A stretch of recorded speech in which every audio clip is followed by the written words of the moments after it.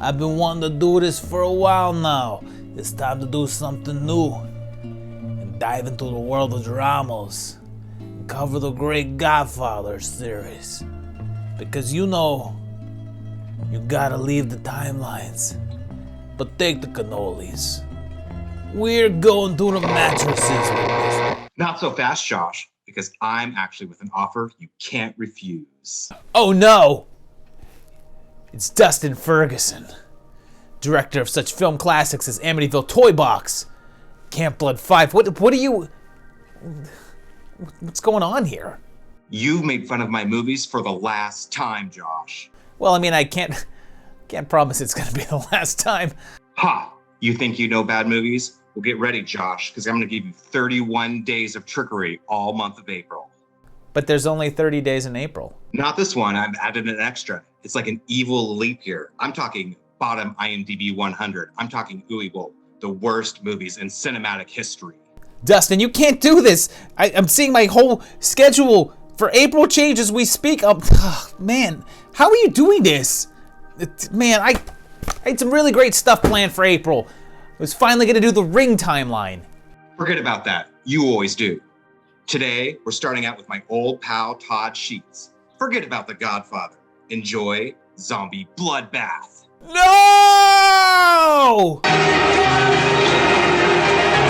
We go all the way back to 1993 for the original Zombie Bloodbath from the legendary Todd Sheets, and somehow, and I do not know how this has happened, I have not yet covered him on the channel. We kick off with a meltdown at a nuclear power plant, which of course causes zombies, and I think this guy is supposed to be melting or vomiting or something, but it's pretty obvious the goop is already in his hands and he's just splashing it onto his face. And then, wow, look at this mullet and stash combo. This is worth the price of admission right here. How long did this take to cultivate? I just want to, stare at it. This is classic shot on video stuff filmed for about $30,000, which clearly $29,500 of it went to the special effects and the rest of it cost around $500.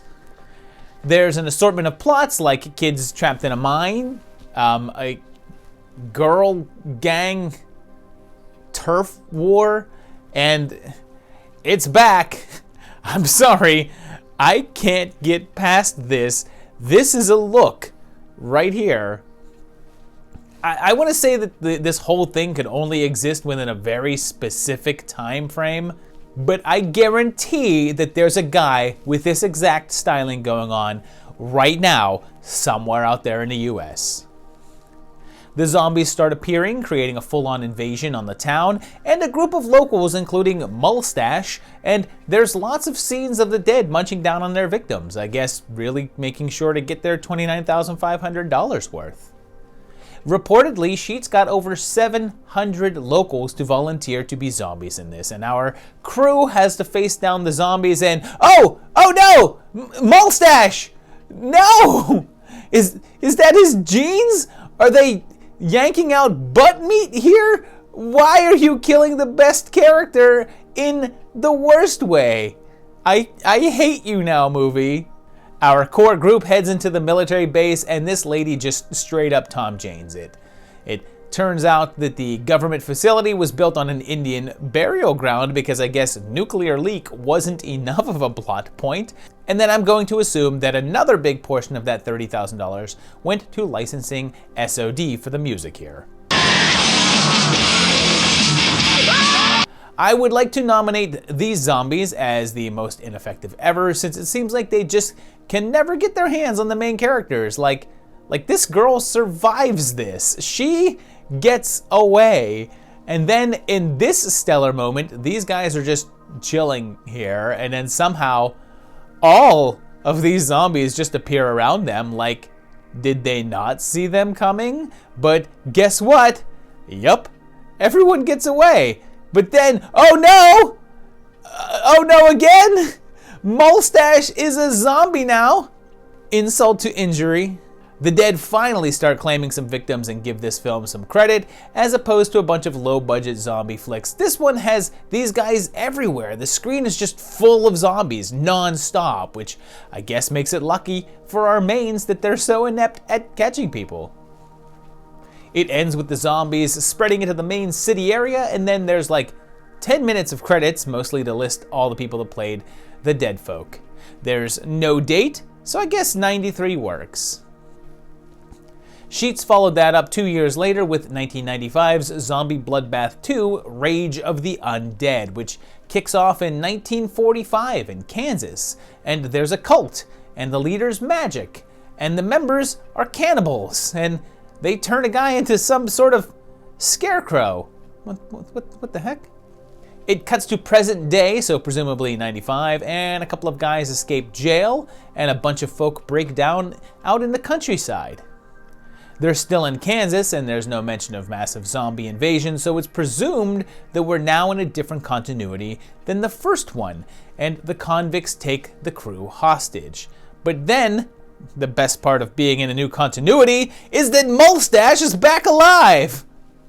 And a new character, but he's tweaked his hairdo and grew out his beard, and it's lost its magic. The Scarecrow comes to life and calls up a zombie horde, and they attack the house. There's also a police mustache that arrives to help out, and they manage to escape the farm and end up in a donut shop being robbed. And who robs a donut shop? Like in a hostage situation. For real. The zombies get in there too, and they get Mustache again, but it's way less sad this time around. And soon only the girls remain, and they find an old pickup truck that has vials of flesh-eating bacteria in the front seat. Is this a concern in Kansas? Then they literally walk straight into a pack of the zombies, but fight them with the bacteria using their mouths to pop off the caps of the vials. These are truly the dumbest movie characters I've ever seen. The plan works, but they all die anyhow, and then news reports seem to indicate that the invasion is spreading. The movie ends with this message: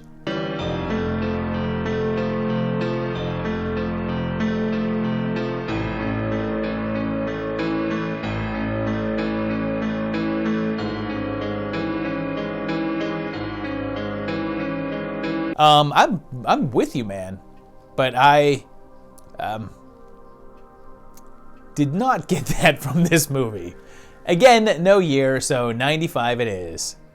The trilogy reached its conclusion 5 years later with Zombie Bloodbath 3, Undead Armageddon, which begins with the zombie invasion in full swing. I guess possibly the same from the last one, or I guess possibly the one from the first one. General Romero standing by. Get it? They're in the underground, I guess Day of the Dead style, and they lead the horde into a space shuttle and launch it past Pluto.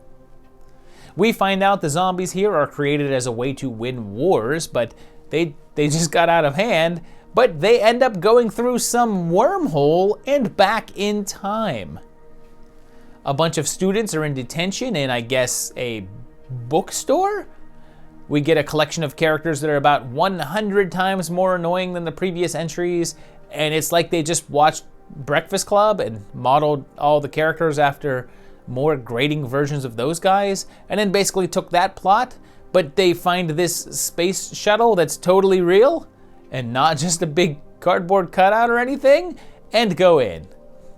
There, of course, they find the zombies who are now in cryo, even though they were shuffled into the shuttle. How did they all get put into cryo chambers? Again, pointing out that the origin of the zombies is given as an experiment in military warfare, which is different than the reasons given in 2 previous films. So it's once again a separate continuity and not connected to the others. Sure enough, the dead get loose, but then, wait, these zombies talk? You made fun of me, you sexy little bitches. You teased me. But look out, because this guy's a badass. Oh? But this guy discovers that in the future, he's the one who creates the zombies. But then the Bender guy comes back as a fully aware good guy zombie. Pretty soon, our remaining heroes are facing down a big group of zombies in the caves beneath the school, but then there's a super cyborg zombie, but Zombie Judd stops him, and then the kids who is destined to create the zombies sacrifices himself, creating a paradox which eliminates all the zombies, but since that guy's then alive again, won't he still just make the zombies in the future, eliminating his sacrifice in the first place? Oh man, you know I like to be called Skillet. So there you have it. Those weren't that bad. Yeah, they were pretty tolerable. I think if you're trying to do me in with these bad movies, you're gonna have to try a little bit harder, Dustin. Just you wait. I have plenty more in store for you. Oh man. Oh well. I guess I have a lot to look forward to then, because it looks like April is going to be a month-long How Bad Can It Be event. So if I'm looking forward to that, hey, what can we look forward to coming out from SoCal Cinema? I think your viewers would totally eat up my newest cinematic disaster piece, Quakesaurus. Will be coming out soon to DVD. Well, I'm sold. I mean, I'm gonna watch it. That's basically a guarantee. But yeah, hey, thank you guys for watching this video. I'm sorry if you were expecting some Godfather movies. It's April 1st. I don't know what you were expecting. But yeah, it looks like Dustin has the reins of my channel for the entire month of April, so you're gonna be seeing some odd stuff. But yeah, I want to thank Dustin for appearing on the channel. I guess I want to thank him. He's kind of damaging my content for this whole month. So anyhow, but yeah, I hope you guys enjoyed this. If you liked it, hit the like button, hit the subscribe. Check out my Patreon page at patreon.com/movietimelines and go there if you want to. These guys are my patrons, and they are all going to help out with the channel and help support, and they're probably going to help me get me through this month of April and see what we can do to survive the bad movies that are on their way. I'll see you very shortly for another great one. Thanks a lot. Bye-bye.